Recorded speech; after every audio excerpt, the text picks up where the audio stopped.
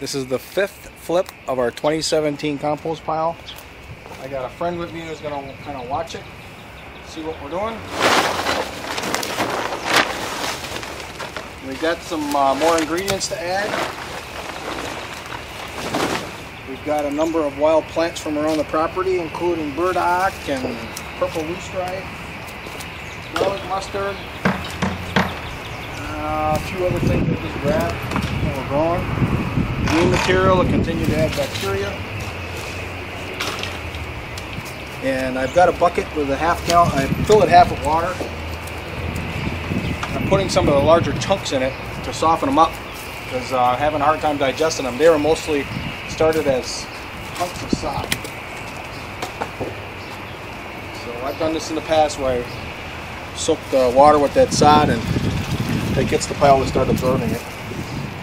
So like always, we want to start at taking the outside material first. And that's going to be the inside of our new pile. Well, I like to grab the top right away just to see. Look at that, we're working. This is the first time in a year that I got some space to work with my pile. Started to put up the bear fence there. You can probably see in the background over there. You can see this is fish right here. Another turn that'll all be gone. That was frozen. And I put it in the pile. All this green material too. The 4 fish takes about 4 days, sometimes 6 if there's some real big fish. This green material generally is gone. Most of it is gone in 2 days. It's all gone in 4 days.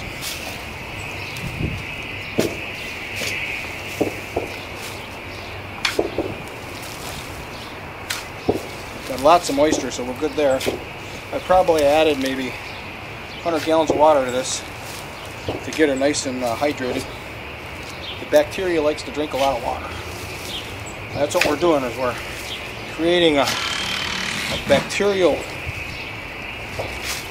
home here. The bacteria is what eats all this material that we're adding to it. And because we flip it every 2 days, it's oxygenated, so it's an aerobic pile. Now sure, a little bit on the corners or whatever, sometimes way in the middle, if you don't flip it quite fast enough, it turns a little anaerobic. As soon as you open the pile up, it goes immediately back to being oxygenated.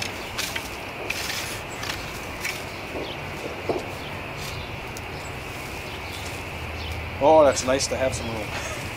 I figured out that you're going to need about 15 square feet to make a 3-yard pile like this without having to struggle too much with space constraints.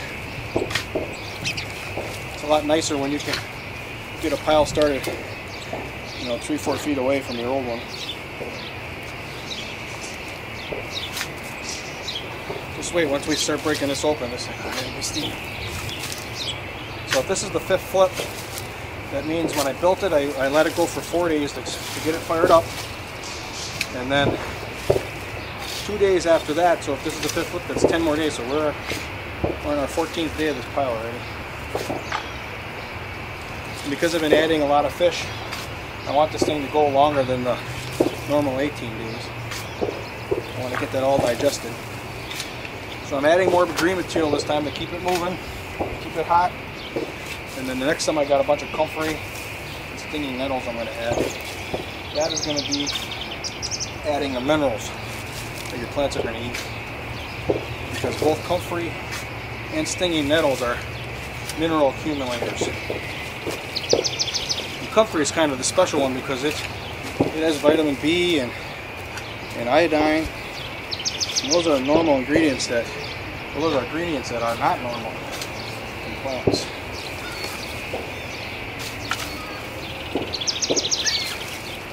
Okay, I got half that pile of the outside of it. Add some greens.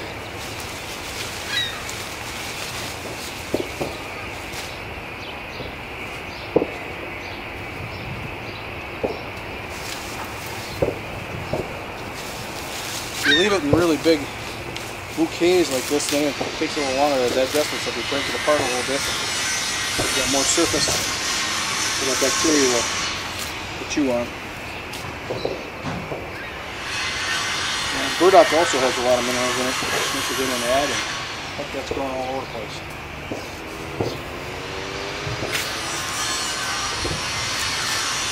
So this is the kind of the harder part. You want to get to the backside and throw it over.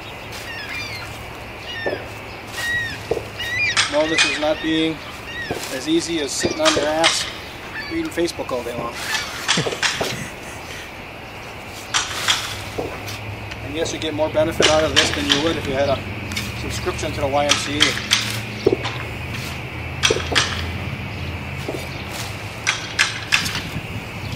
This is saving me money by growing good food versus the YMCA costing me money. That doesn't stop people from doing it.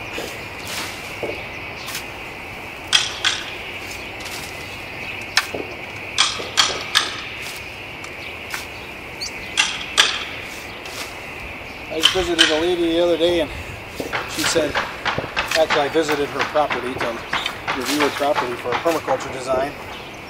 And she says, oh, after I was done, she says, I feel so inadequate. I don't know anything about this. I said, yeah. I says, you know what you know, and the rest of it you just learn. Okay, she says, I like that.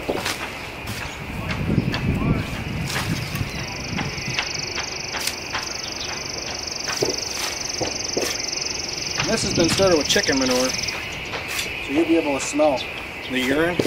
Chickens don't urinate, so all that urine is in their waste, in their manure.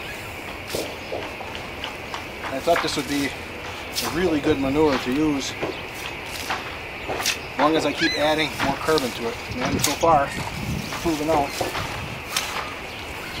See that white mold there? That's actually a mold. That little bit there went anaerobic. Not that anaerobic is bad, and it really isn't bad. It's decent material. It's just that it's not as good as aerobic. That's what your garden soil is, aerobic. It's oxygenated. So it stands to reason, if you're going to add an anaerobic material or compost, there's going to be a conversion. There's always something lost in the conversion.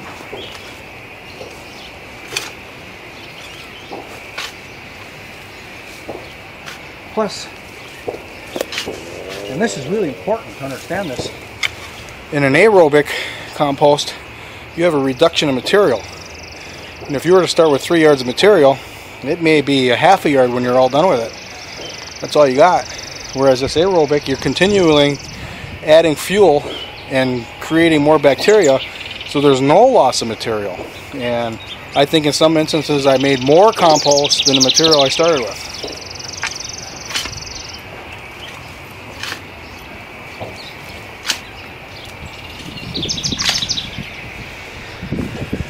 Boy, that's so nice to work with. Extra space. These big chunks, they take longer to get in the pile.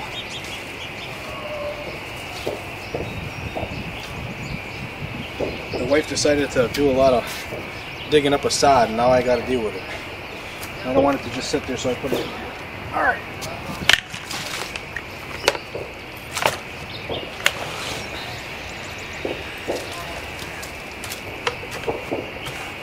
That'll get those chunks going. What I did was I just grabbed all the chunks that had fallen off the pile. Of course, when they're outside the pile, they dry out. So now they're not so dry. Alright, now the fun starts. The reason why we put the stuff from the outside to the inside of the pile is because all the stuff I'm digging with now has been working. Bacteria's been eating it. But all the stuff on the outside dries out a little, and then the bacteria all die off. And then when you put that to the middle, all that dead bacteria and all the stuff that dried out, now that's new food. Because the bacteria lives and dies really quickly. It's actually feeding on the dead bodies. The new stuff feeds on the dead bodies of the old stuff that died.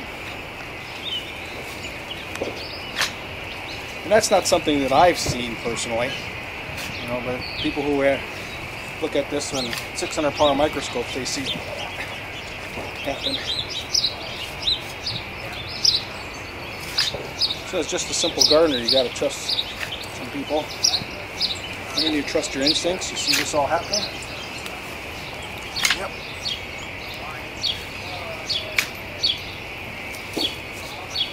There's a big chunk there. If I get that in the middle, sometimes it gets ate up. For being a big monster sod piece, it's already been reduced pretty good.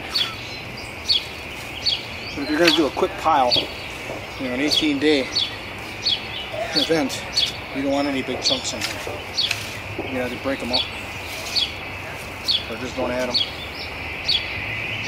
Okay.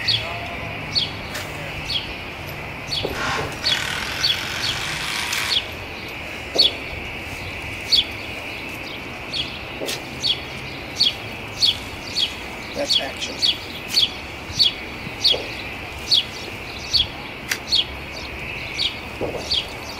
All this bacteria that's floating around in the air. And every single time that I've done this, it's been an east wind, and all this bacteria is floating in the air, and it's floating into the food forest. It's coating all the leaves. I think that's really good. And now it's coating my friend. He's going to be full of it. I should move over now. No, it's okay. I breathe it all the time. As long as it's not anaerobic. Anaerobic, there's bad guys. You don't want to do this with a anaerobic pile and breathe it all in, because there could be E. coli and all kinds of nasties in it. That's where the bad guys are, on the oxygen west side.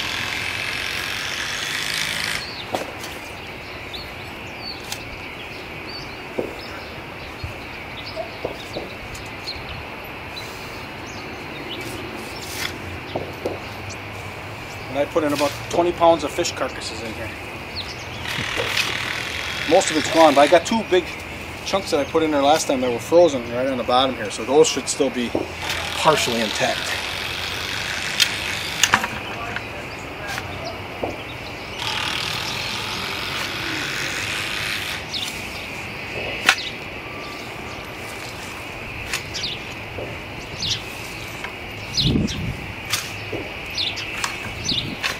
It takes about 25 minutes to do this. If you keep going.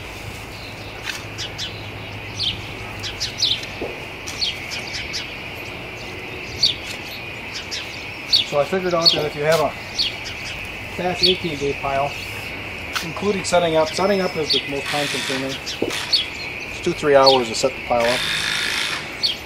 But it'll take you about 8 hours to do a 3-yard mold. It'll probably it'll produce enough food.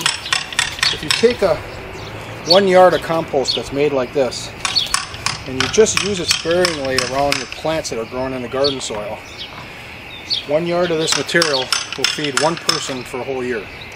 Grow enough vegetables for a whole year. Of course, this is about a 3-yard pile, and I'm interested in bulking up the entire soil of the complex here.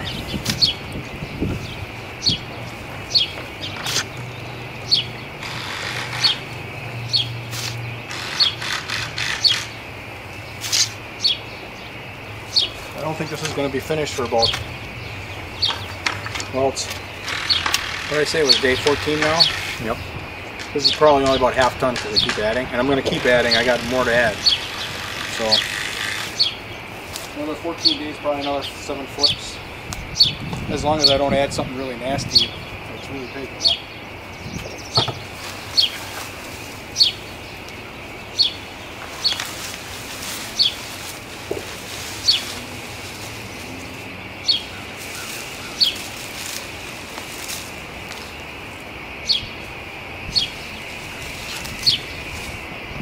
I got some catnip in there too.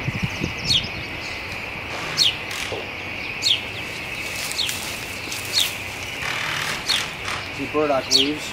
This is when I got the whole root, burdock and all. A lot of minerals in there.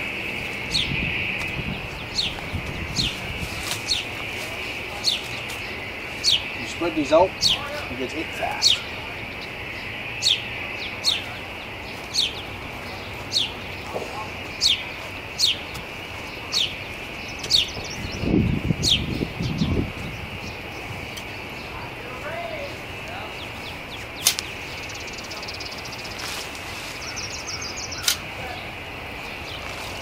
can see some of these chicken manures were in chunks, and you can see them, they break apart now as they get older, as they get working.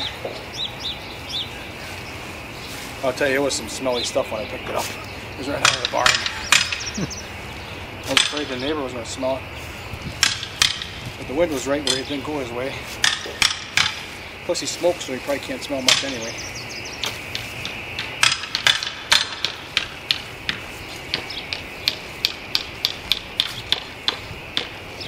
So you think about what I just said before about you do a quick 18-day pile just on a yard, and it'll feed a person for a whole year. 7 hours of work to feed yourself a whole year of vegetables is just not that much. You know, you work 7 hours to buy groceries for a week.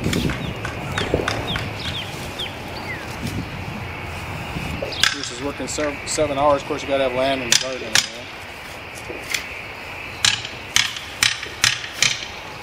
But after a while, that all gets amortized out, and it doesn't cost you much anymore. Versus in the grocery store, just keeps going up.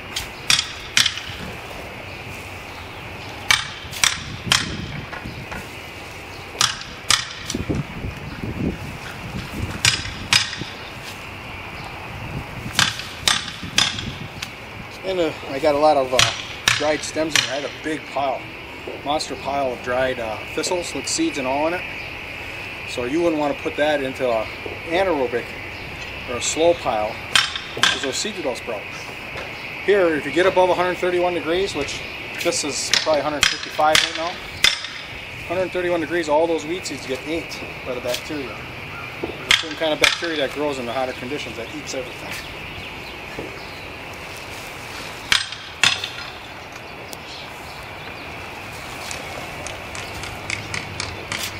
Put a whole bucket of wood ashes in here last time. You can see pieces of them come out now.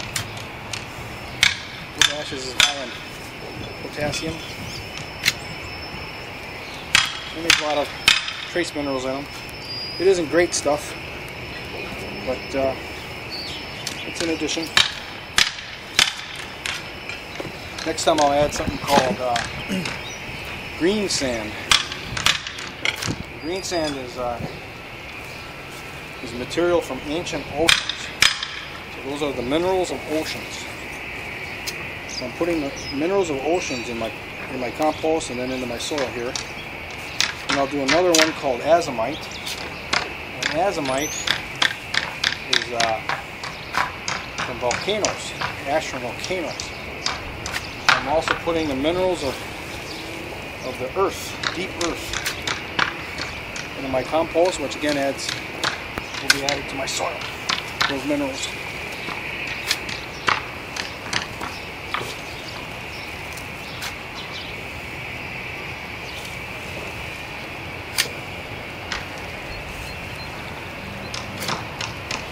And of course, all these wild plants on my property are mining the minerals that I've added, and I'm recycling them back into the gardens by adding them to compost. Pretty slick, huh? You don't know what I'm talking to you or the camera, right? Yeah. Okay. There's kitchen scraps in here. And some squash that was too old to eat. We had an overabundance of squash and we didn't eat it all, so here some of it is.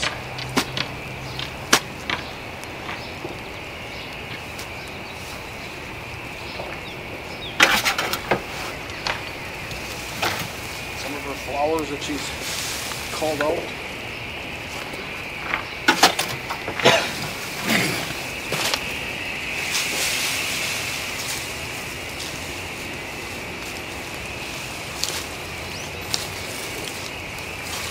You never seen this before, right? Mm-mm.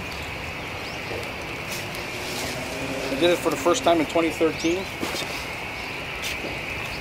And I was using cow manure that was like 12 years old. And because I put meat in it, because I believed what the guy was telling me, it fired right up. And the only mistake I made was I put a bunch of wood chips in it. Wood mulch, bigger pieces, you know. And that doesn't get ate up in this stuff. So I sifted all that wood mulch out because I didn't want wood in my garden. Of course, consequently, I learned that's not that big a deal. Back then I thought it was a really big deal. I shouldn't have had it. But it does affect the garden soil somewhat in that as it decomposes, it's using up the available nitrogen. So wood and compost that you're going to make for fruit trees is fine, good stuff. Wood, chips, and compost for gardening isn't the best.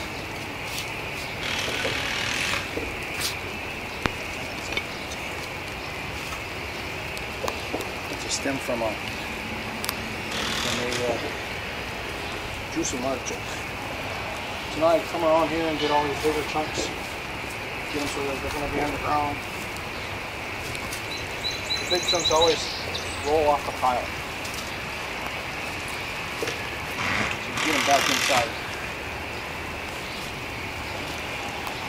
And I started with a really rough mix of manure and all this sod you gave me, so normally it isn't this bad. But I've done it this bad before, and it'll get ate up. Why I started this now? Because it's starting to rain. More than halfway now.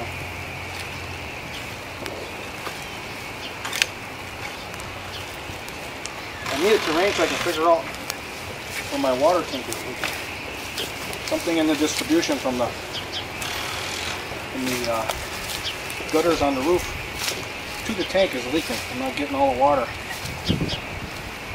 Every time it's rained so far, it's been at night when I'm sleeping. When we get a good rain now, I'll be able to figure that out. Because here I gotta pay for water. If I want to water my garden, well, if I put my rainwater, I don't have to pay. And you know, farmers got paid too because they're paying for electricity to run the pump. Yep. So water is distributed by gravity flow off the roofs, and then from human power in buckets or watering cans to the garden.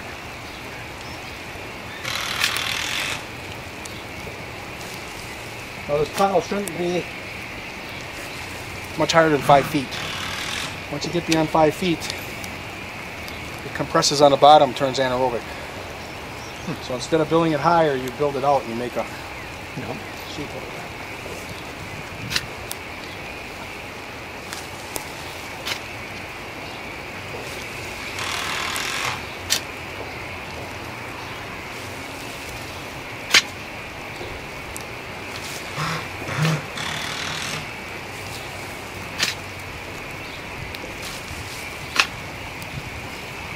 You know, a farmer can do this with his manure. He's got all this machinery. Yeah. So, you know, he could build a monster pile if he wants. You got an investment in fuel to turn it every 2 days. They use just their manure and then dried straw that's chopped, and then maybe some fresh alfalfa or something that they cut off the field. Mix that all together, third. That would eat up, that'd be an 18-day process easy. If you take temperature readings and are careful not to add any big hunks of anything, you can get it done in 11 days. So 4-day wait, and then it's not every 2 days anymore. Now you're taking temperature readings. When it gets to 155, you turn it. Okay. So it'll get to 155 in sometimes a day. That's when you turn it. I haven't done it that sophisticated yet. This is the only chance I got in the beginning here without all this extra equipment to learn how to do it without the extras. Without temperature gauges and all that, doing readings. I want to be able to do it without the equipment. Do it by instincts. And that way you're learning and you're seeing it. But I'll be using temperature gauges one of these days. Because I'm going to speed this up. I'm going to stop experimenting. I'm getting older, right? Yeah. This is my 8th one I've done. A couple years I did 2 of them, one in the spring, one in the fall. Actually every year except for last year. Last year I didn't do a fall one. I went fishing.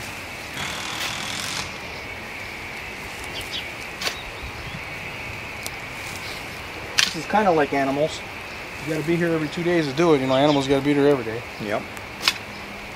But the good thing about this is it ends. Animals don't end.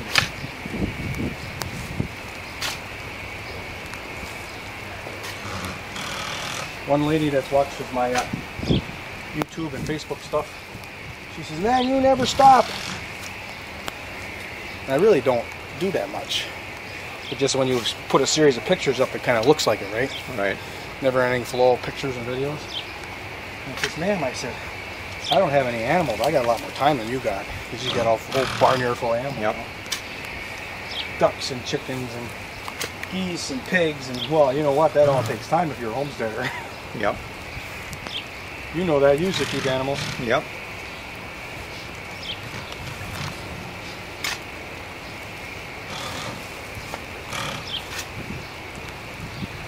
Okay. Use a longer handle rake or fork, then you don't have to bend over as much. So the very first pile I did was with a shovel like that with a short handle. Oh yeah. Oh, and it's on video. Oh, I struggled. But I didn't know it was a struggle. I thought it was all fun, you know, all learning. You know. Sure. That took me an hour to turn it. This fork with the long handle is like no time at all. There's some fish. There's that big pile of fish I was frozen I put in there. See that? You know what it smells like? Boiled fish. Sure. You want to get that spread around a little bit. That'll be gone next time. I put a whole woodchuck in here. Oh yeah? Yeah, it's gone in 4 days, 2 days, and 8 days it was totally gone.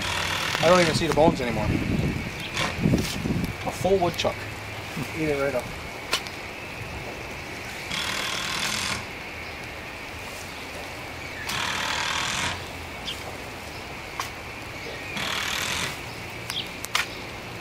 I'll be right back.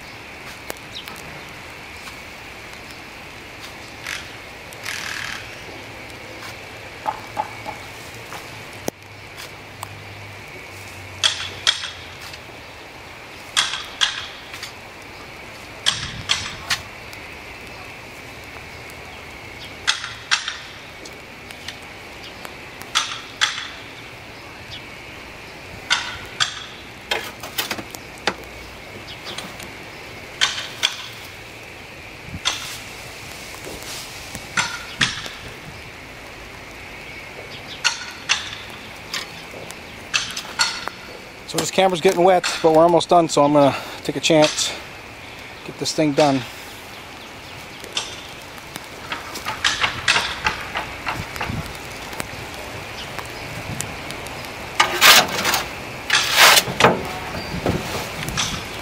I don't deserve to have a camera the way I'm using. I was up at the wild line a couple weeks ago, or a couple days ago, I mean. And I dropped it twice.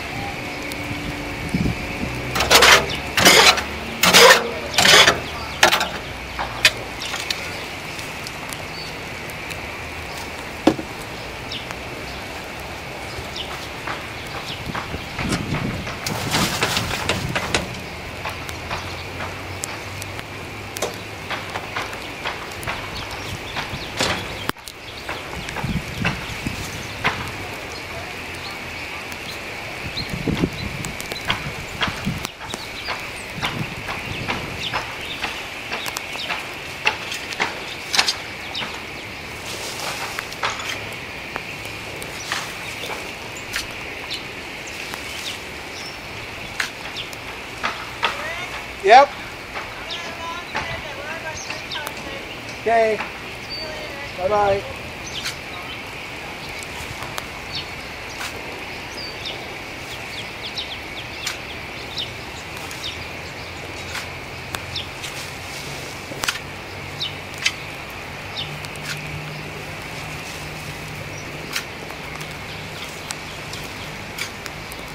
Fence doesn't look bad up there, huh? No, looks good. When you drive away, when you're driving and you see it from the road, it looks like it's totally straight, but you know it's not, you know? Yeah.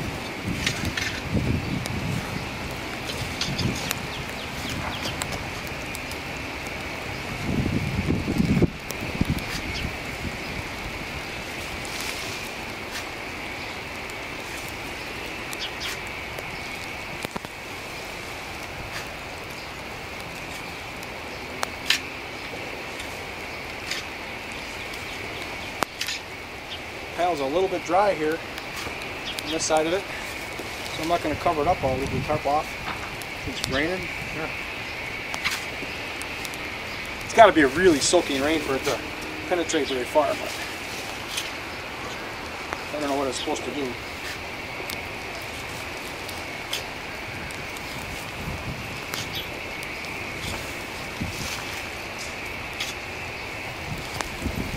You want some money for helping? That fence? Not too much. You sure? Nope. I knew you were going to say that, but I thought I'd better ask just in case. Because you really helped me a lot. Just motivating me and getting me going on it. We can do some more next week.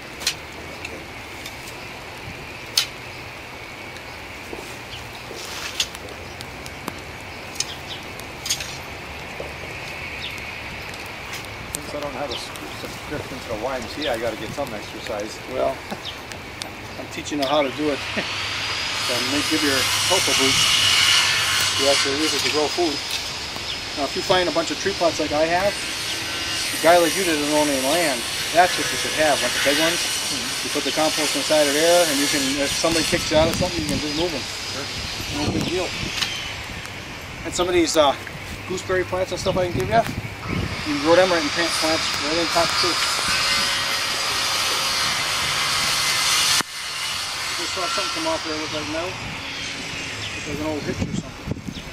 I'll find it when I finish this. When it's finished and everything is, it'll be like your potting soil that you have in your. Yep. It'll be just like that when it's done. Real nice and crumbly.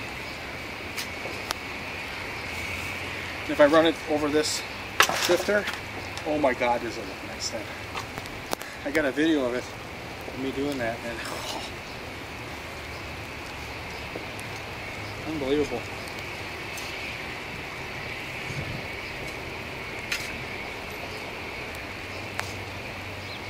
You know, this sod here, if I didn't have this sod here, it'd be farther along. But the other part of the equation is the longer you keep it going, the more opportunities you have to get the wild plants in it. You know, if I was done in 11 days, you know, this stuff keeps growing.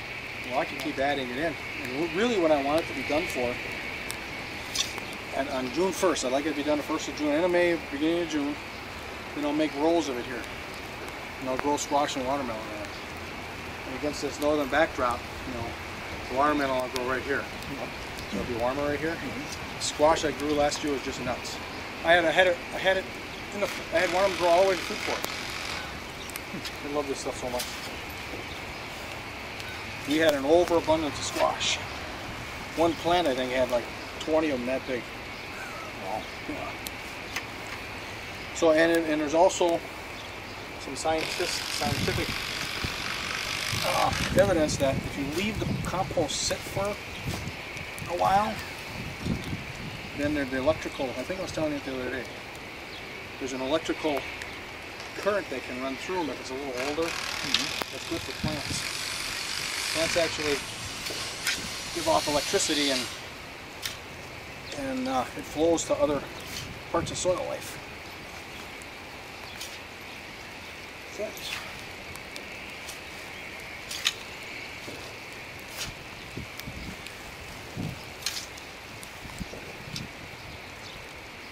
I can break that up later. Okay, you see everything's working good. We're on track, having a really nice pile. So thanks for watching. See you in 2 days.